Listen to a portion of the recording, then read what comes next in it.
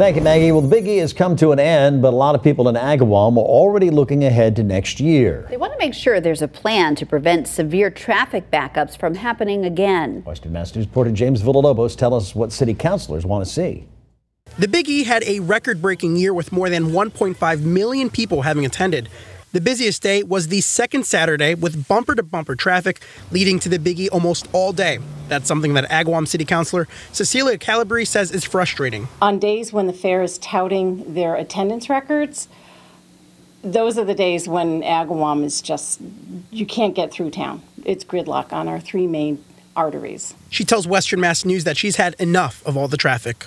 During the entire 17-day run of the Big E, Agawam and Feeding Hills are literally held hostage by the traffic coming to and from the fair. Councilor Rosemary Sandlin says what would normally be a 10-minute commute for her anywhere in town ends up being about an hour and a half during the fair. I think they're frustrated. They can't go to grocery shopping. They can't. If they go to Connecticut and it's on Connecticut Day, they can't get back to Agawam.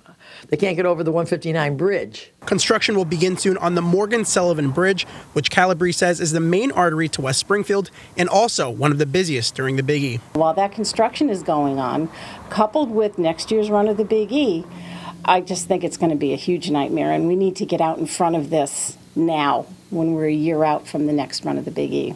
The city councilors say they just want the Big E to take action so that things can run more smoothly next year. I think it all comes down to traffic control. I think we can do things like ramp closures during heavy traffic days. We can do temporary one-way streets. My concern during the Big E has always been the safety of the Agawam residents. I think there's a lot that can be done, and I think we have to start the conversation early on. Well, that was James Villalobos. Officials from the Big E are responding tonight, saying in part, quote, "We look forward to continuing to adopt best practices on traffic flow with the local communities and Mass DOT." Their full statement is on westernmassnews.com. And the